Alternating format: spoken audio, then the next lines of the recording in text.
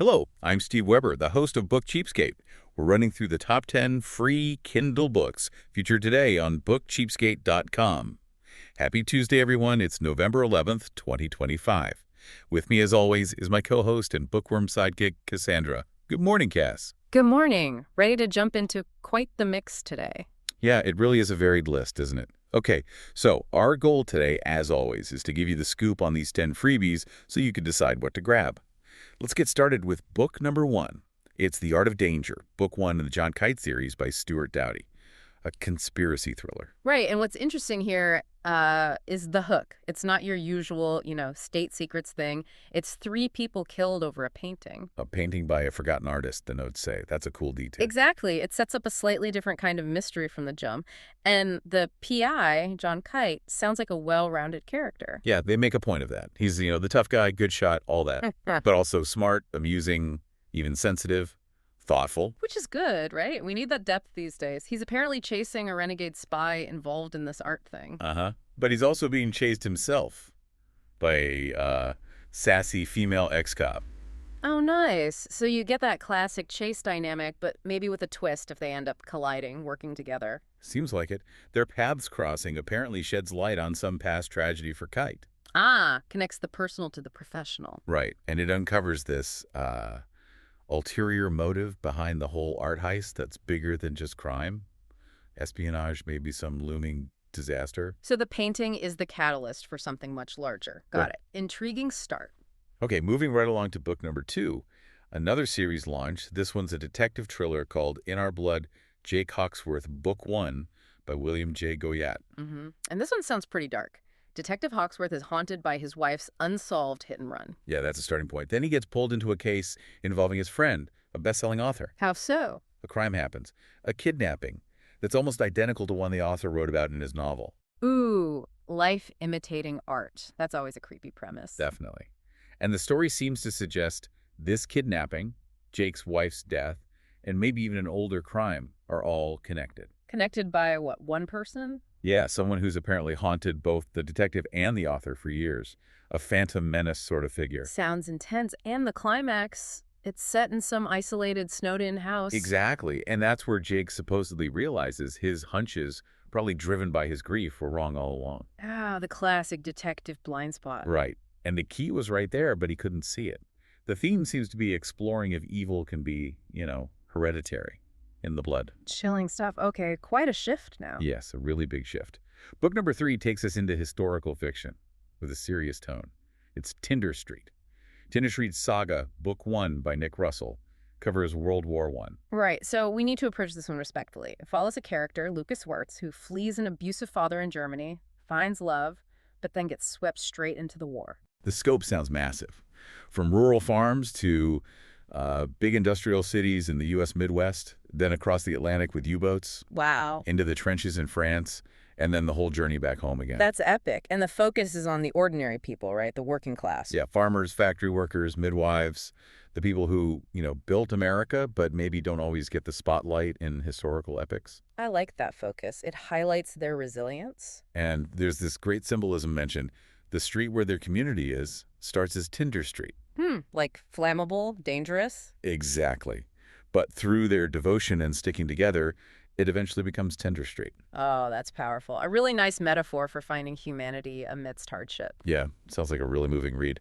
Okay, let's lighten things up considerably. Yeah, please. After WWI trenches, yes. Book number 4 is Amity Magazine 2024 FCBD Special Edition, #1.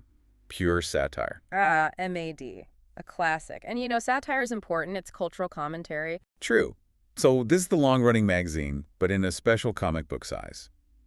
The usual gang of idiots. Gotta love them. Skewering pop culture, DC superheroes specifically in this one, it seems. Yep.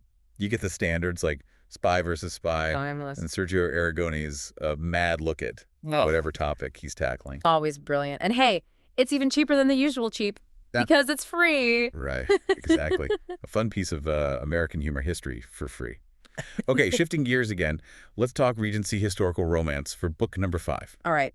The Duke's Fallen Angel from the Devilish Dupe series by Amy Cherokee. Sounds dramatic. Yeah. So, a duke, Ravenscar, is opening a theater. He expects this world-famous ballerina. But gets the understudy instead. Yep.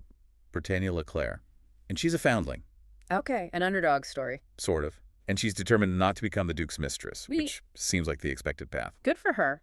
But the Duke, he's impressed. Apparently. Mm. Once he sees her dance, he's captivated. Mm.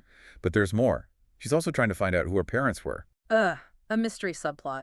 What clues does she have? Just a miniature painting and a monogrammed handkerchief. Classic. Very classic. And this search leads to trouble. Yeah, escalating accidents, threats. Someone wants those secrets kept hidden. So the Duke has to step up and protect her. Exactly. He has to move heaven and hell, as they say, for this strong-willed ballerina. Adds suspense to the romance. Definitely. It forces him to be more than just powerful. He has to be protective. Nice blend. Okay, next up, book number 6. This sounds like a fun mix. The Case of the Wayward Witch, Katie Kramer, book 1 by A.A. Albrout. Urban fantasy meets cozy mystery. Ooh, I like that combination. Mm. So Katie Kramer comes from a family of witch hunters. But they don't let the women hunt. Very traditional, apparently. So she's got something to prove. Totally. So when this alleged boyfriend-killing witch pops up, Katie goes undercover to track her down, gets a job at a necromancy supply store. A necromancy supply store. That's brilliant. Isn't it? But, surprise, surprise, she starts to think her new magical community friends aren't actually evil. So she suspects maybe she's hunting the wrong witch. Or maybe her family's definition of evil is flawed. Exactly. Classic cozy mystery setup within an urban fantasy world. And does she have help? Cozy mysteries usually need quirky sidekicks. Oh, yes. A wizard who's been turned into a dog named Hamish. Perfect. And a sarcastic cat named Cleo. Of course, a sarcastic cat. You need one. Sounds like fun, lower-stakes fantasy with personality. Mm-hmm. Okay, halfway through. We're heading back to the Regency era for book number 7. Another romance, but maybe a bit steamier. His Auction Duchess, Regency Auction Brides, book 1 by Sally Vixen. Auction Duchess. Wow, that's a premise. Yeah, Lady Caroline is literally being auctioned off. She tries to fight it, naturally. It's you would. And her defiance catches the eye of Duke Richard, known as the Devil of the Ton. The Devil of the Ton. Love these titles. Is he scarred? A war hero? Yep, scarred war hero, known for his, iron control. He buys her. Okay. Why? Just 'cause? Needs an heir, apparently. Hmm. Very practical. Romance. Huh. But Caroline, even though she's been bought, negotiates. She demands 5 dates before the wedding. She demands dates from the Devil of the Ton. I love her already. Right. It forces this super controlled, kind of scary Duke to actually, court her. Yeah. Publicly test his famous control. That's the hook right there. Yeah. Testing the Devil's control sounds like it could get pretty intense. Dark hero energy, for sure. Definitely. Yeah. Okay. Palette cleanser again. Back to Cozy Mysteries for book number 8. This is a box set. Butterworth Mysteries box set, 1 set by Gillian Lorcan. 4 short mysteries. And the investigators are retired widows. Yep. Connie Butterworth, who's super eager and always wanted to be a PI, and her sister-in-law Sable, who's kind of dragged into it. The classic enthusiastic, reluctant duo. Works every time. Totally. And the cases sound perfectly cozy, like phone hacking, missing cats, Okay. poisonous letters, and doing a nighttime vigil after some office break-ins. Standard retirement activities. Oh, exactly. Proving retirement is the perfect time to start solving murders. Sounds like a fun, light collection. All right, now, deep breath. We need to shift gears significantly for book number 9. Okay, I see it. Dostoevsky. Yes. The Brothers Karamazov by Fyodor Dostoevsky. This is, it's a masterpiece. One of the greats. Absolutely. Its inclusion here for free is kind of amazing. We have to treat this one with a bit more gravity. Agreed. So, at its core, it is a murder mystery. The father, who's corrupt and awful, gets murdered. Right. But the book is really about the spiritual and psychological fallout for his 3 sons. Who represent different ways of thinking, right? Yeah. Dmitri is passion. Even is the intellect, the rationalist. And Alyosha is faith, the spiritual one. Yeah. And the father's death forces them all to confront these huge questions about life, sin, redemption. Freedom, responsibility, the existence of God. The biggies. Definitely the biggies. Can there be goodness without God? That's kind of the central thread running through Ivan's struggle, especially. Well, you read Grand Inquisitor chapter. Oh, yeah. Essential reading. It's this incredible blend of, like you said, murder mystery, but also theology, psychology, courtroom drama. It's dense, it's challenging, but incredibly rewarding. If you haven't read it, getting it free is an opportunity you shouldn't pass up. Totally agree. It's an intellectual journey. Okay. After wrestling with Dostoevsky, let's end on something a bit lighter. book number 10. Sounds good. Saddleback Ridge, Small Town Romance Box Set by Milan Watson. Back to romance, specifically small town cowboy style. Nice. Set in Falcon Falls, Saddleback Ridge. And it looks like a classic trope. Yep.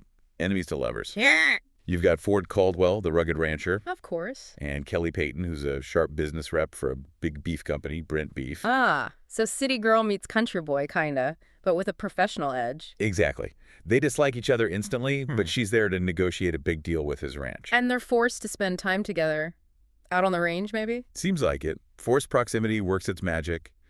The dislike turns into, Undeniable attraction. you got it. Yeah. So Kelly has this choice.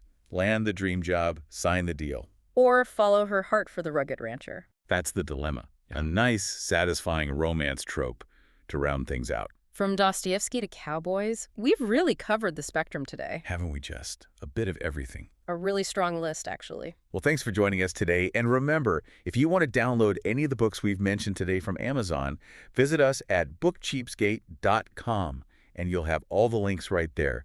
But do it now before these deals expire. Who knows? They might even expire later today. And don't miss tomorrow's show. Very morning, it's all brand new. Cass, we'll do it again then. Farewell. See you tomorrow. Until then, keep on opening new worlds with great books without blowing a massive hole in your wallet.